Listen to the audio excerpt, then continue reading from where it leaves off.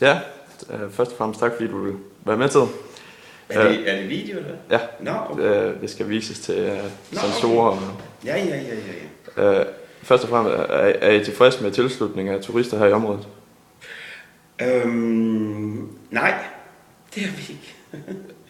Fordi under alle omstændigheder, om det så, kan man så næsten sige, havde det så været godt nok, så ville vi stadigvæk altid arbejde for at blive bedre. Ja. Så under alle omstændigheder, så kan man sige, at der har været en generel nedgang, som ligesom fra 2008, og det er den, vi prøver på ligesom at få kompenseret for ved at lave nogle forskellige initiativer. Så det, man kan sige, nej, der må gerne komme flere. Ja, så finanskrakket har Jamen, det er jo mange ting, der spiller sammen. Altså, det er jo ikke kun den økonomiske krise, men det er sandelig også den måde, at rejsemønstrene de udformer sig på. Det er også, hvordan man indretter sig andre steder, for eksempel i det sydlige Europa, hvor der også har været nogle forskellige tendenser. For eksempel i Spanien, der så man lavet nogle ting, hvor man har sænket priserne, fordi man har haft meget stor arbejdsløshed.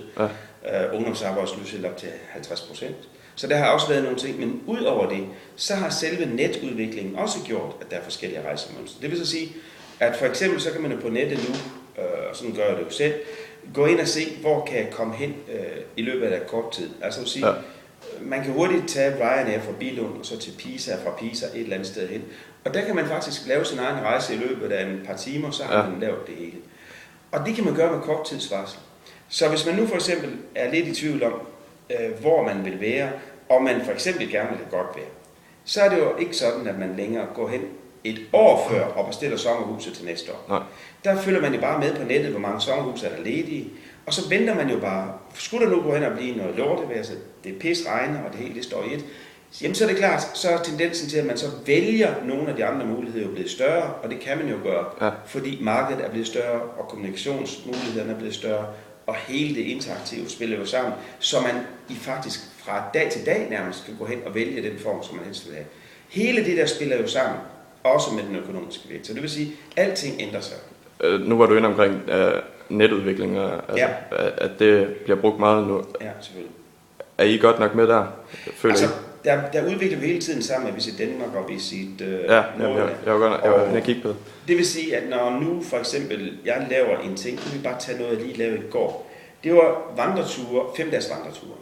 Så var det jo før sådan, så brugte man typisk de relevante printmedier til at få det ud, og så ventede man et stykke tid, så kom reaktionerne. Der gør vi jo så det, nu vi laver en kombination, og så kan vi bare tage et eksempel.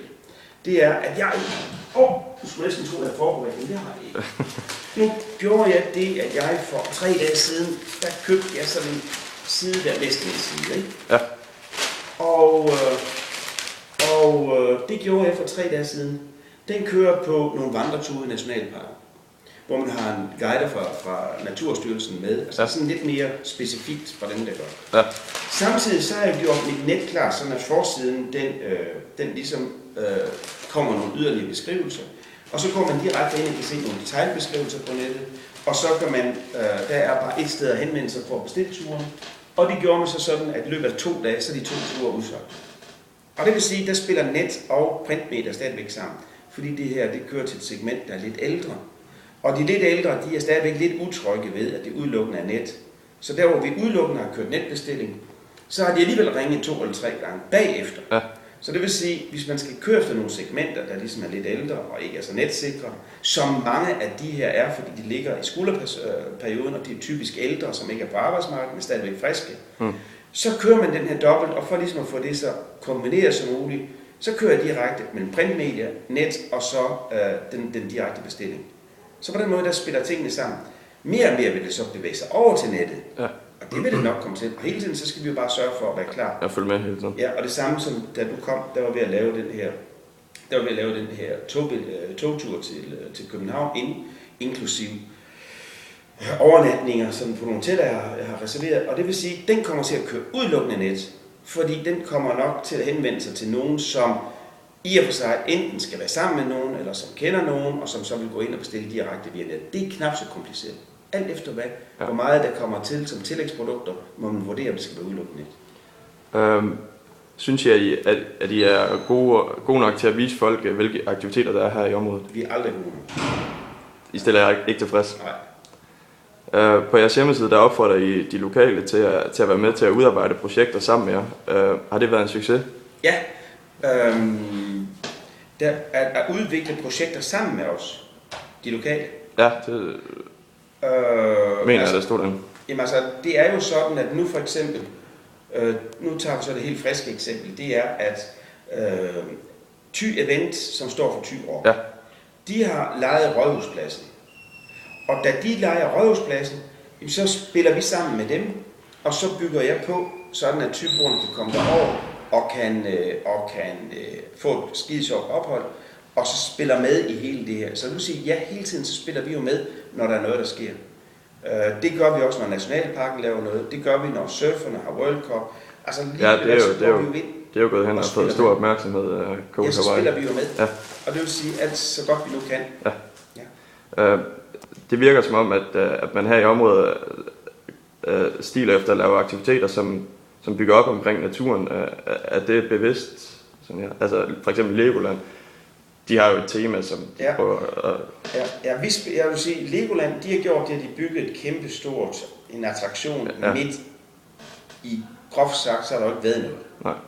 Så er de puttet en lufthavn på, groft sagt et sted, hvor man siger, logisk kunne det måske have været mere praktisk til et andet sted. Okay, det var fordi, at det ville kirke jo så have, at det skulle være så det samme. Mange laver sommerlande og bonbonlande og sådan noget. Det vil vi ikke have. Nej.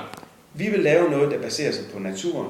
Altså kan man sige, ud over det, så skal det være sådan, at naturbenyttelse og beskyttelse, det kommer til at gå hånd i hånd. Fordi det, at man vedtager, at man vil have en nationalpark, det gør også, at der sætter man ligesom rammen om den udvikling. Det vil være fuldstændig forkert, hvis vi hejste et Paris-hjul op ude midt i vildmarken, hvor kronbyerne er. Så det vil sige, det er slet ikke den vej, vi går. Vi går den vej, at det skal alt sammen understøtte det, der er natur og beskyttelse, og i den grad være tilpasset den benyttelse, der så findes. Men det er jo også en af styrkerne heroppe, at vi har sådan natur. Ja, men selvom det er reason to go for næsten 80% af de turister, også dem, der bliver spurgt andre steder, så er naturen spil, så er det stadigvæk svært at trække udelukkende med natur, når man ser, hvordan de så rent faktisk har adfærd. Ja. Så. Nu svarede du måske lidt på den her før, men i turismebranchen, der skal man jo være god til at tilpasse sig folks behov. Føler I, at her i Thy, at man kan administrere en stor variation af mennesker, eller går I kun efter en bestemt gruppe? Her er til alle. Men jeg vil jo ikke sige, at hvis der for eksempel er en familie, der består af 2 teenage-døtre, der gerne vil være på diskotek, så kan jeg godt forestille mig, at det kunne blive en lidt lang periode, fordi der er ikke ret mange, det er jo simpelthen til Thisted. Ja. Men der er ikke det natklubmiljø, man finder for eksempel, hvis du tager til, skal vi sige, kysten nord for Barcelona, hvor der ligefrem er ture, som kun kører på natklubliv. Ja. Så det vil sige, den del er der nok ikke. Og der vil man så vælge, hvis det så er nogle lidt ældre, så vælger de typisk Skagen, fordi der kører det i løbet af en kort periode, meget hektisk. Mm. Og det er nok heller ikke lige dem. Så det vil sige, jo, familie, hvis det er nogen, der kan lide det aktive, så er der til alle. Men hvis man går specifikt efter det, der er forlystelseskulturen, så er det nok ikke lige her. Nej. Det er nok heller ikke dem, der vælger. Nej. Så kommer der nogle gange lidt nogle konflikter, tror jeg, mellem familien. Men gør I altså noget specielt til at nå ud til mennesker i udlandet? Ja. Okay. Masser af kampagner. Ja. Hvor ser du Thy sådan på landspring, når det kommer til turisme? Hvor stor en andel har I? Jeg ved ikke, om det er noget, du har kørt i. Det er svært at sige, for det findes ingen tal for det. Nej. Det er svært at sige. Altså, vi har en meget stor koncentration af sommerhuse, og de bliver benyttet. I år har der været næsten udsolgt på sommerhusområdet. Men så vil du så sige, andre områder kunne godt tage mere. Altså, på alle områder vil jeg være den første til at sige, at vi kan lave forbedringer. På alle områder. Ja. Jeg ved godt, der er nogen, altså jeg har ligesom været sammen med nogle kolleger, der ligesom siger på fremragende, det er alt, men det mener jeg ikke. Jeg mener, på alle områder er der klar til forbedringer. både på det regionale, lokale, men så sandelig også på det nationale og internationale niveau.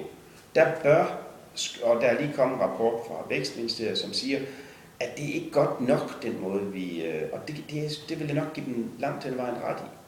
Vi bør finde sammen på nye måder, vi bør udnytte de eksisterende midler bedre, vi bør kunne nå frem til langt flere. Så hvis du spørger mig tilfreds, hvis du spørger, det er jeg ikke. Ellers så, nej, det er jeg faktisk ikke.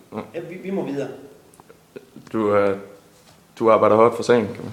Ja, selvfølgelig. Altså, jeg kan ikke vælge det her. Nej, men det var